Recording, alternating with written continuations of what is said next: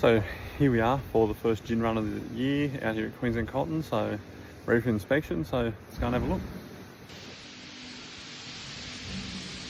So the first thing we go to is the moon buggy, go have a look at all the chains, make sure there's no seed, that way they can go and pick up the first rounds for the run.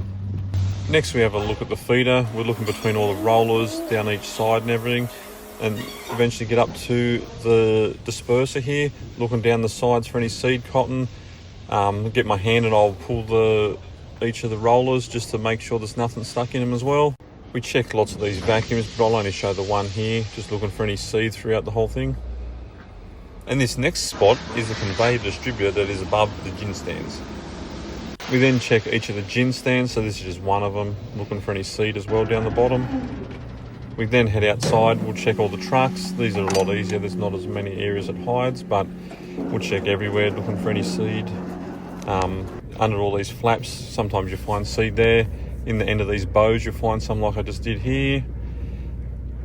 And I'd make sure there's no more in there. And as you get along near the crossbar, there's always seeds stuck here, and I find a couple here as well, which I then chuck out. And then we keep going throughout the rest of the truck.